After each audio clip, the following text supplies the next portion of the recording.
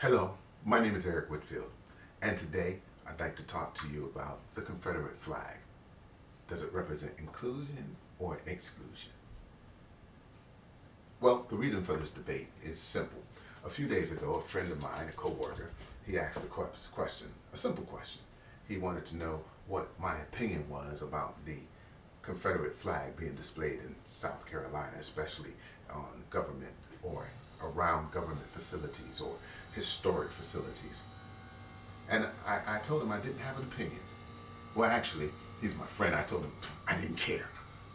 But the truth is, if I begin to think about American history, if I think about what we as a people, and when I say people, I'm not talking about one particular race or any group or religious group or anything like that. I'm talking about America as a whole. You have to recognize that so many people have suffered and died for the freedoms that we enjoy today. As a person of color, I live in a diverse community, and I like to think that the gifts of every individual is valued. I also like to think that in my community, that diversity isn't just an idea, but a practiced reality. So I can ill afford to not have an opinion about the Confederate flag. I cannot afford to say, I don't care. You see, the Confederate flag is a reminder of the glories of the South. It is a reminder of independence and ingenuity, but it is a reminder of inequality. This symbol conjures up memories, conjures up history of good and bad. You see, the glories of the South. Oh, it was a glorious time prior to the Civil War. America was thriving. It was celebrating independence and ingenuity. It was a time that represented the spirit of America, for she was free from the tyranny of dictatorship.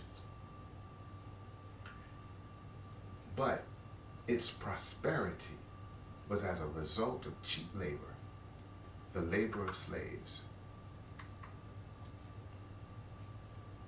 It was a time where America celebrated independence, an independence of freedom to do and say and to live and to prosper however she pleased. And every state was free to govern themselves. But this symbol that so many say represents this time was not the official flag or standard of the Confederacy. For the Confederate flag displayed in the South is not that flag. The first national flag of the Confederacy, well, it was created in 1861 and had 7 stars to represent the breakaway states, which were South Carolina, Mississippi, Florida, Alabama, Georgia, Louisiana, and Texas. And this flag, believe it or not, looked a lot like the Stars and Stripes. In fact, many of the Confederate soldiers on the battlefield would get confused and rally around the wrong standard. And so the Confederacy decided to issue another standard. And this standard removed the red stripes altogether. And it changed the symbol. Instead of having that blue background with the stripes, it went with a red and a blue cross. You see, this second national flag was issued by the Confederate Congress on May 1st, 1863, and this flag was designed to have a distinct difference from the Union Stars and Stripes. But there was another problem with this particular standard. When the wind wasn't blowing and it wasn't waving in the air and just draped. It looked like a flag of surrender. And so the third national flag of the Confederacy was adopted on March 4th, 1865. And this flag, it kept the white standard, but they added a red stripe instead of horizontal, vertical at the end. But this flag was not used long before the Confederacy surrendered. And this third flag, which is the Confederate battle flag known as the Southern Cross, has 13 stars to represent the defeated Confederate States of America. And this flag would come to represent inequality in America. This flag. And the reason I say this flag is because, you see, prior, or I should say after, the Civil War, we'll discover, if you know your history, that it wasn't until 1920 that women in this country were granted the right to vote. It wasn't until 1964 that all people, regardless of race, religion, sex, or national origin, were protected against discrimination. So these glories of the South, or this rich heritage that is celebrated by this standard, does not represent all people, doesn't represent people of color, doesn't represent women.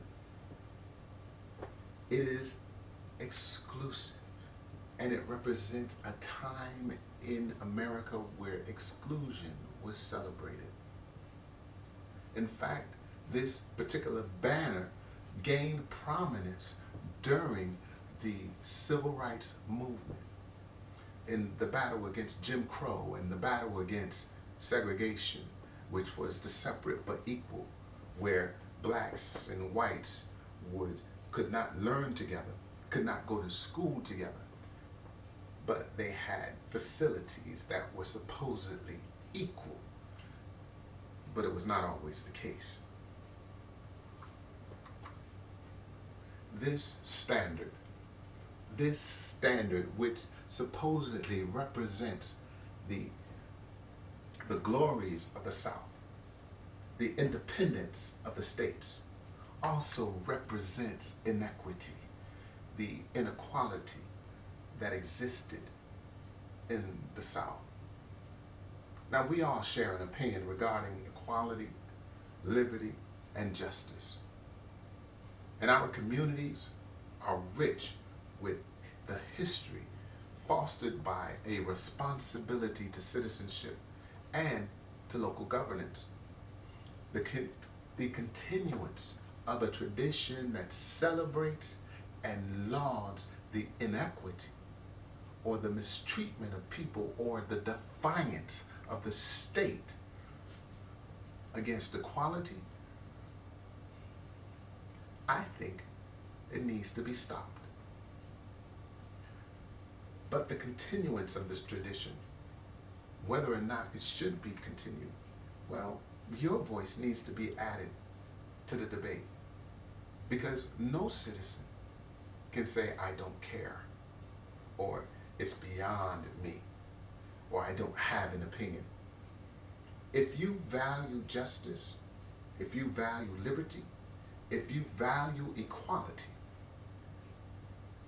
then you have an opinion. Thank you.